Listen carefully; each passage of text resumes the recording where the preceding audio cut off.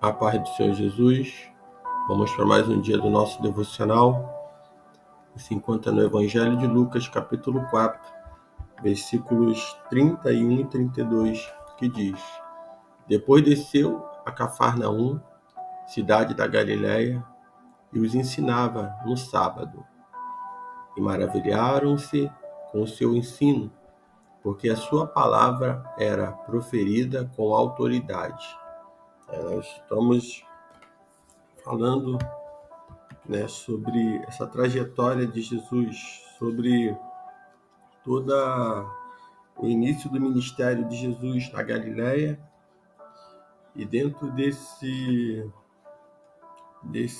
dessa leitura, de Lucas 4, a partir do versículo 31, nós vamos observar aqui, Jesus operando 3 milagres. E nesses 3 milagres que Jesus ele vai estar operando, nós vamos ver que Jesus, Lucas vai estar fazendo a narrativa, desses versículos. Nós vamos ver que após o início do ministério de Jesus, ele vai passar por Cafarnaum. Isso vai acontecer quando João Batista ele foi preso. E essa cidade ela ficava às margens do lago de Genezaré, ao mar da Galiléia, na costa oeste, e ficava a cerca de 40 quilômetros de Nazaré. Cafarnaum era uma cidade muito importante, por causa da sua indústria pesqueira. E nós vamos ver que essa cidade, era a última cidade da Galiléia, na estrada que ficava do norte do lago, o que caracterizava o quê? Como um lugar de fronteira. E o lugar de fronteira era um lugar importante, porque ali tinha o posto de coleta, onde se cobrava os impostos para Roma. Assim nós vamos ver Cafarnaum tornando-se conhecida como a casa de Jesus. Porque Jesus ali passou boa parte do seu ministério. Quando Marcos ele escreve em Evangelho de Marcos, capítulo 2, no versículo 1, quando ele diz: alguns dias depois, Jesus entrou outra vez em Cafarnaum e souberam que ele estava em casa. Então, considerada a casa de Jesus. E ali também nós vamos ver que viviam Simão e André, Tiago e João. Essa cidade ela tornou-se palco de muitos milagres de Jesus. E é isso que nós vamos falar. Vamos falar desses 3 milagres de Jesus, dividindo aí em 3 partes, para a gente não ser muito longo. Mas hoje a gente vai falar sobre a cura de um endemoniado. Amanhã nós vamos falar sobre a cura da sogra de Pedro. Depois nós vamos falar da cura de multidões. E falando aqui da cura de um endemoniado, que está nessa referência de Lucas 4, do versículo 33 ao 37, nós vamos ver que essa ação de exorcismo, por parte de Jesus ali, de expulsar os demônios, isso começou a despertar a atenção de muita gente, de muitas pessoas ali. Isso fazia parte da missão do Senhor Jesus, a qual ele vai declarar nos versículos anteriores ali, quando ele estava na ocasião na sinagoga, quando ele lia ali o profeta Isaías, nós vamos ver que Jesus ali na sinagoga de Nazaré, ele vai ler, o profeta Isaías, que ele diz proclamar libertação aos cativos e pôr em liberdade os oprimidos, o 4:18. Então o Senhor Jesus, a palavra que ali estava se cumprindo, porque o Senhor estava proclamando libertação àqueles que estavam cativos, e libertando os oprimidos. Então a expulsão do demônio no ministério de Jesus, né, ele era um sinal claro da chegada do reino de Deus. Era um sinal de que o reino de Deus estava chegando, que estava se cumprindo, e ali estava o Messias. Quando Lucas, capítulo 11, versículo 20, né, o Senhor afirma isso. Mas se é pelo dedo de Deus que eu expulso os demônios, então o reino de Deus chegou a vós. Então, sinal de que o reino de Deus tinha chegado para libertar os cativos e libertar os oprimidos das garras do inimigo. Então, Lucas ele vai começar relatando esse primeiro das cinco curas que Jesus realizou no sábado. Então, Lucas ele vai começar a relatar. Nós vamos ver no versículo 31 e 32, ao qual nós lemos: E desceu a Cafarnaum, cidade da Galiléia, e o ensinava no sábado. E muitos se maravilhavam da sua doutrina, porque a sua palavra era com autoridade. Nós vamos ver Jesus, né, o ensino de Jesus, ele deixava as pessoas atônitas e maravilhadas, né? Por que isso? Porque ele ensinava como quem tem autoridade, a própria palavra diz, né? E o que isso significa, ensinar com autoridade? É ensinar de forma simples e clara, e não de forma rebuscada ou obscura. Então Jesus ele ensinava de uma forma que todos que estavam ouvindo, seja ele aquele mais instruído ou menos instruído, alguma posição social elevada ou mais simples, eles conseguiam entender o que Jesus ensinava. Ele ensinava que como quem tem autoridade. Por quê? Porque ele é o autor das Escrituras. Ele não era simplesmente um mero intérprete das Escrituras. Ele ensinava como o autor da Escritura. Ele viveu realmente o que estava nas Escrituras. Jesus ensinava com autoridade porque vivia o que ensinava. Jesus não pregava uma coisa e fazia outra. Ele ensinava o que ele estava vivendo. Porque ele vivia o que ele estava ensinando. E é isso que nós precisamos entender. Muitos querem pregar, querem ministrar, mas não estão vivendo aquilo que está ensinando. Quer ensinar, quer corrigir, mas não quer, né? Quer exortar, mas não quer viver. Aí fica o ministério sem poder, né? Não é como Jesus ensinava, com autoridade. Para ensinar com autoridade precisa viver o que ensina. Não só dentro da igreja, mas viver no trabalho, viver o que ensina dentro da sua casa, no meio dos amigos, nas faculdades, nas escolas. Isso precisa ser dessa forma. Se é a palavra que vai estar nesse ambiente, e o Senhor assim ele vai dar autoridade. Ele ensinava com autoridade porque conhecendo a necessidade dos ouvintes. Então ele conhecia a necessidade daqueles que estavam ouvindo ele. E ali ele tinha autoridade para falar. E outro ponto é que Jesus ensinava com compaixão. As pessoas a quem se dirigia. Jesus não maltratava ninguém. Ele tinha compaixão daquelas pessoas. Ele se colocava até no lugar daquelas pessoas que se colocou. Tudo isso ele fazia com as multidões, né? Como para elas se sentissem o quê? Atraídas ao seu ensino.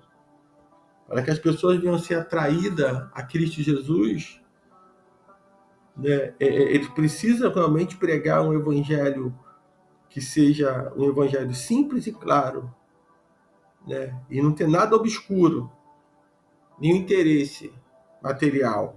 Que muitos pregam o evangelho, querem pregar e colocar os seus interesses materiais. E como autor da Escritura, como conhecedor das Escrituras, nós precisamos viver realmente o que nós estamos ensinando, o que nós estamos pregando. Para que as pessoas possam ser tocadas, possam ficar, né, ali de forma como o próprio Senhor vai dizer. As pessoas se admiravam pelo ensino, com a autoridade que ele ensinava.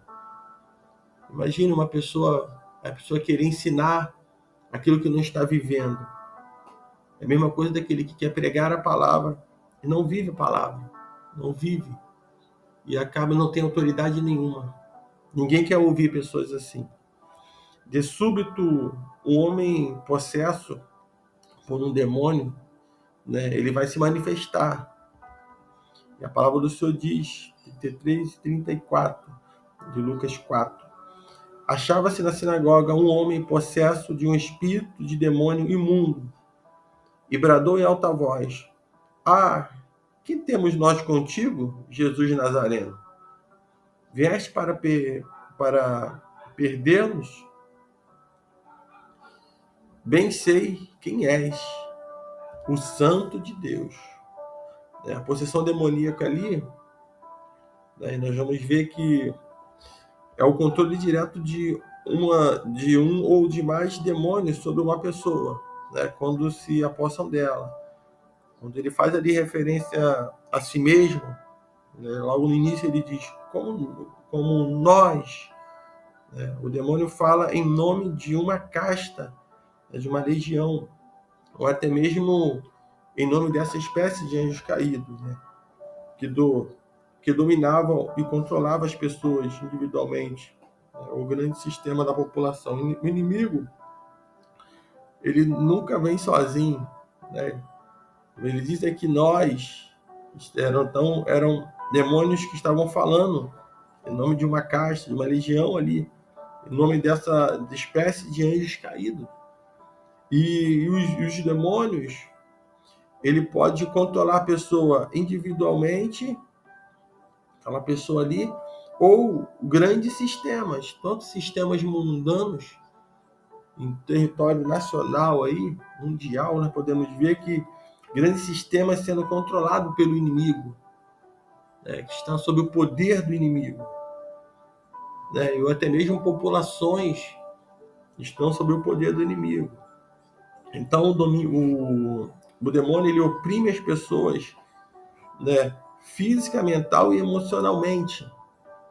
Vai atacar. Muitos tinham enfermidade física, mas é porque estava possessa de demônio. Muitos com perturbações mentais, porque o inimigo está atuando na mente da pessoa. E outros com problemas emocionais, porque estão também sendo atacados, alvo do inimigo. O demônio é quem se manifesta diante da presença de Jesus.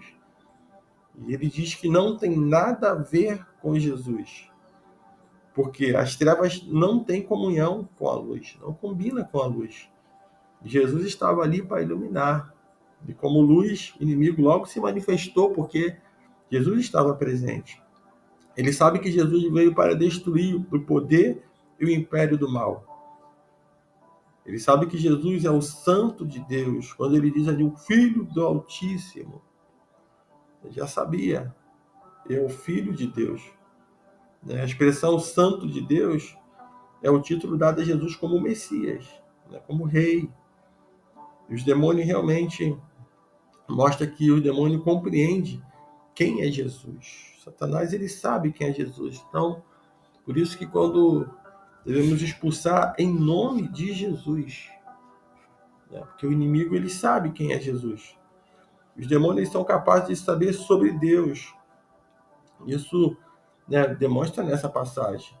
Embora fosse verdade a declaração de quem Jesus era, né, Jesus, ele não aceitou a profissão de fé de um demônio, né, porque o demônio, ele vem cheio de palavras, né, ele chamando ele Filho do Altíssimo, né, dizendo palavras ali, né, proferindo uma profissão de fé, mas Jesus, ele não aceitou profissão de fé de demônio nenhum, se curvou, né, não aceitou.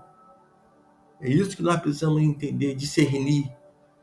Tem muitas profissões de fé, tem muitas pessoas falando, e se nós não vigiarmos, ali não tem nada de uma profissão de fé, de realmente uma reverência, não, às vezes é atuação do inimigo, nós precisamos estar ligados.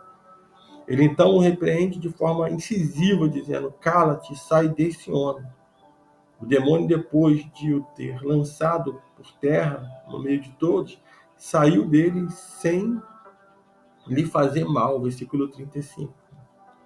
Então, diferente dos exorcistas profissionais daquela época, né, no tempo de Jesus, que proferiam verbalmente formas elaboradas, né, isso aí eles eram especialistas nisso. Jesus apenas ele mandava e os demônios saíam. Não tinha muito que ficar entrevistando, conversando, perguntando, conversando com Satanás. O inimigo não se conversa, não fica de papo. É no nome de Jesus que nós devemos expulsar e ponto final. Isso nós cremos que o Senhor, o nome dele tem todo o poder para expulsar todo o mal. Imediatamente o demônio obedeceu a Jesus e lançou o homem em terra.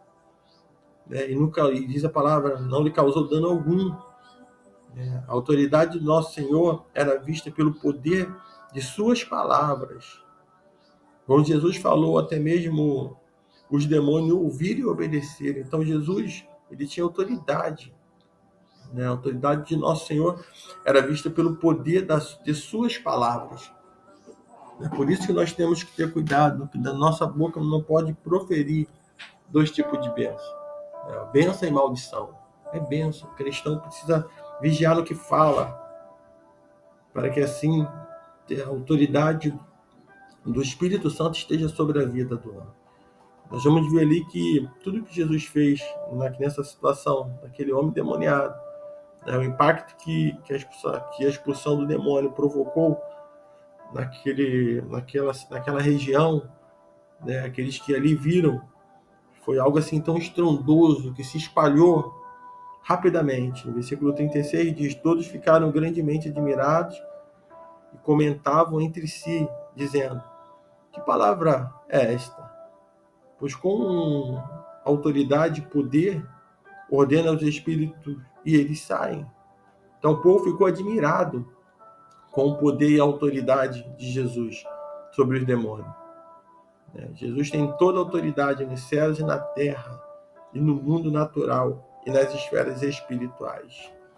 Jesus ele tem todo o controle, não tem nada, todos se calam diante do Senhor. Efésios capítulo 1, versículo 20 e 23 diz: que atuou em Cristo, ressuscitando dentre os mortos e fazendo-o assentar-se à sua direita nos céus, muito acima de todo principado, autoridade, poder, domínio, de todo nome que possa ser pronunciado, não só nesta era, mas também na vindoura. Também sujeitou todas as coisas debaixo dos seus pés, para que seja cabeça sobre todas as coisas, e o deu à igreja, que é o seu corpo, a plenitude daqueles que preenchem tudo em todas as coisas. Então, a autoridade do céu. Se essa autoridade foi dada a cada um de nós, foi dada à igreja do Senhor Jesus. Então, Lucas ele vai terminar dizendo, no versículo 37, e sua fama corria por todos os lugares da circunvizinhança. Então, Jesus então passou a ser essa figura pública, e a sua fama se espalhou por toda a região. Ele estava vivendo o seu primeiro ano de ministério.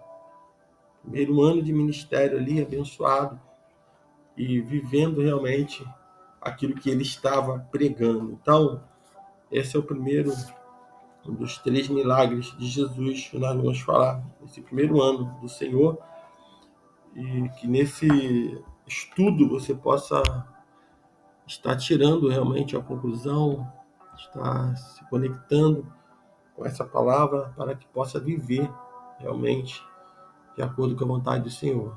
E se já algum espírito imundo, maligno, esteja tentando contra a sua vida, eu ordeno agora que no nome de Jesus ele possa partir em retirada. Que o Senhor te abençoe nesse dia. Se ligue no próximo devocional, que nós iremos dar continuidade falando sobre uma cura também, que é a cura da sogra de Pedro. Que Deus te abençoe.